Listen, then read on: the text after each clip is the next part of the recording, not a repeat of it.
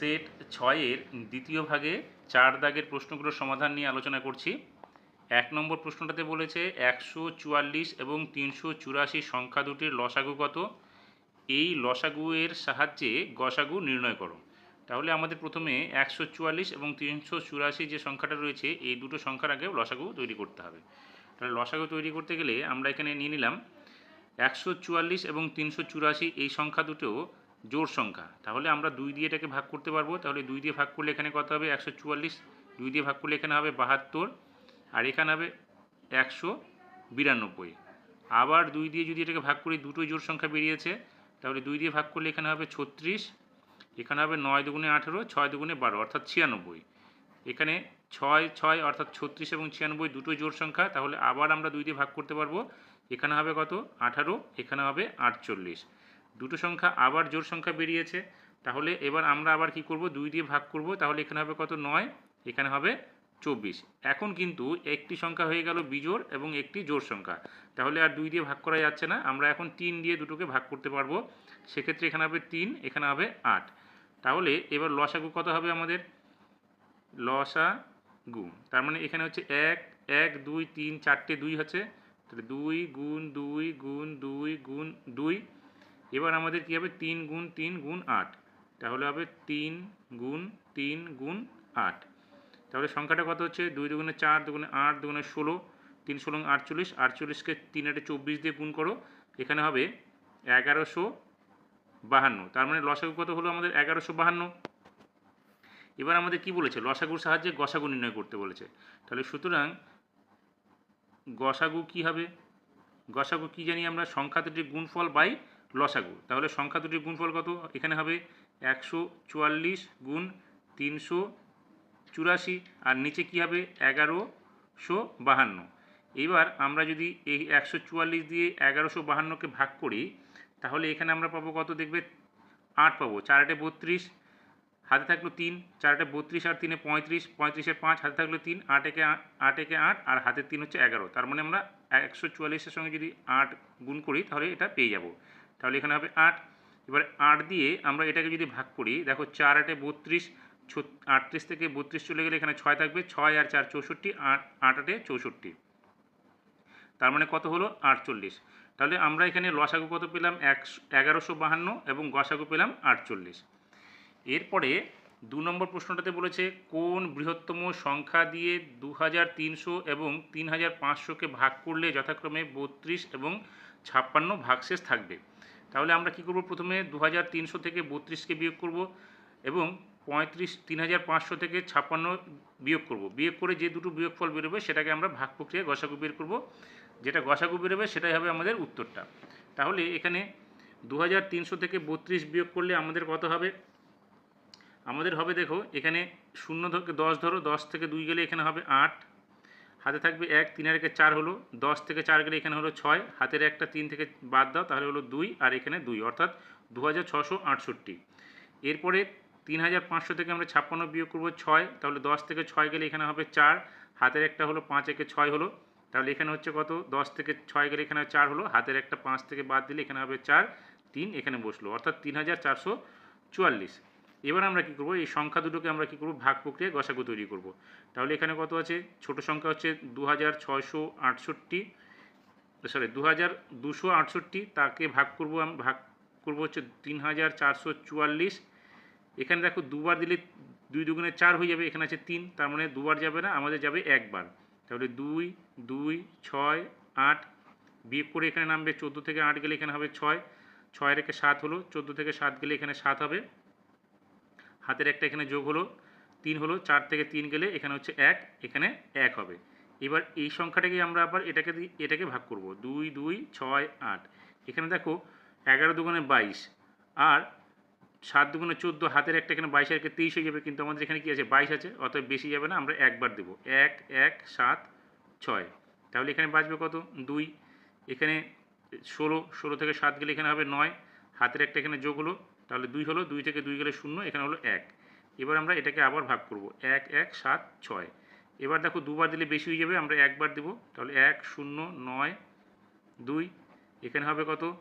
4, এখানে 7 17 থেকে 9 গেলে এখানে হবে 8, হাতের একটা এখানে যোগ হলো, 1 হলো, 1 থেকে 1 গেলে 0, 1 থেকে 1 গেলে 0, তার মানে এবার 84 দিয়ে আমরা এটাকে ভাগ করব, তাহলে 1 0 9 2, এখানে একবার দাও, তাহলে এখানে হলো 84, এখানে বাঁচবে কত 5, এখানে বাঁচবে হচ্ছে 10 থেকে 8 গেলে এখানে হলো 2, এখানে 2 নামলো। এবার দেখো 3 বার দিলে মিলে যাবে, 252, তার মানে আমাদের গসাগু কত হলো এই সংখ্যাটা।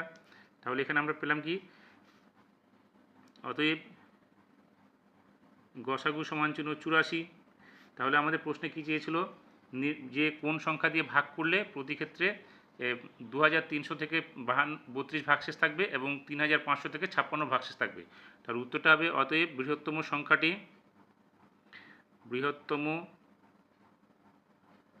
সংখ্যাটি সমান চিহ্ন কত 84। এবার 3 নম্বর প্রশ্নটি কি বলেছে, তোমাদের ক্লাসে 30 জন ছাত্রের ওজন দেওয়া হলো, এই তথ্যগুলো সাজিয়ে ট্যালি মার্ক দিয়ে পরিসংখ্যা বিভাজন তালিকা তৈরি করো।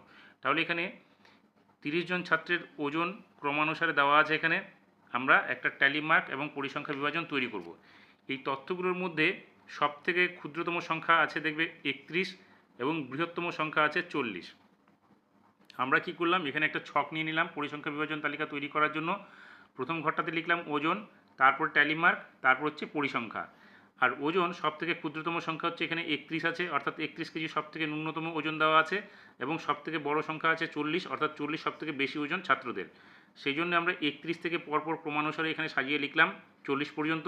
এইবার আমরা দেখব পরিসংখ্যা, অর্থাৎ 31 কেজি ওজনের কতজন ছাত্র আছে সেখানে আমরা পরিসংখ্যার ঘরে লিখব।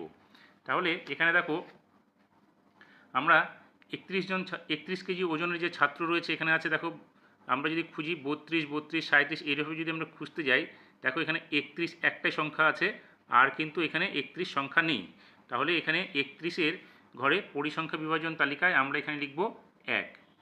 এরপরে রয়েছে 32, 32-এর ঘরে সংখ্যা এখানে কটা আছে, 32 দেখো এখানে 1 2, তারপরে রয়েছে 3, তারপরে এখানে রয়েছে এখানে একটা 4, তার মানে 32 কেজি ওজনের ছাত্র সংখ্যা রয়েছে 4 জন। এরপরে রয়েছে 33, 33-এর সংখ্যা দেখো কয়জন আছে, 33 কেজি ওজনের ছাত্র, 33 কেজি ওজনের ছাত্র এখানে আমরা দেখতে পাচ্ছি একজন, তারপরে এখানে দেখো আরেকজন, 2 জন। তাহলে আমরা 33 কেজি ওজনের ছাত্র এখানে লিখব 2 জন। এবার এইরকমভাবে আমরা খুঁজে খুঁজে 34 কেজি ছাত্র লিখব, সেটা দেখবে সংখ্যাটা দাঁড়াবে আমাদের হচ্ছে 4। আর 35 কেজি ছাত্র সেটা দেখবে আমরা সংখ্যা খুঁজে পাবো 5 জন। এবার 36 কেজি সংখ্যাটাও ঠিক 5 জনই পাবো আমরা। 37 কেজি সংখ্যাটা রয়েছে তারও সংখ্যা আমরা পাবো 5 জন। 38 কেজি যে ওজনের ছাত্র সংখ্যা পাবো আমরা 1 জন। 39 কেজি ছাত্র সংখ্যা পাবো হচ্ছে 1 জন, এবং 40 কেজি ছাত্র সংখ্যা আমরা পাবো 2 জন। এবার এখানে বলেছে 30 জন ছাত্রের ওজন দেওয়া আছে, তাহলে পরিসংখ্যাটা আমাদের দেখতে হবে যোগ করে 30 আসে কিনা। দেখো 1 আর 4 যোগ করলে 5, 6 7, 7 4 11, 11-এর সঙ্গে 5 যোগ করলে 16, 16 আর 5-এ 21, 21 আর 5-এ এখানে হচ্ছে কত 26, 27, 28, 29, 30। তার মানে এখানে মোট সংখ্যা হচ্ছে আমাদের কত 30। তার মানে আমাদের পরিসংখ্যা বিভাজন তালিকাটা সঠিক হলো। এখন আমরা কি করব, এখানে আমাদের ট্যালি মার্ক তৈরি করতে হবে। তাহলে ট্যালি মার্ক তৈরি করতে গেলে এখানে আমরা পরিসংখ্যা বিভাজন যে তালিকাটা রয়েছে পরিসংখ্যার উপর ভিত্তি করে আমরা ট্যালি মার্কটা তৈরি করব। এখানে 1 আছে, তাহলে এখানে আমরা রোমান হরফে 1 লিখব, এইভাবে দাগ নয়, শুধু একটা দাগ এইভাবে দেব। তারপর হচ্ছে 4, 4 মানে এখানে 4টা দাগ দেব। এরপরে রয়েছে 2, 2 মানে আমরা 2টো দাগ দেব।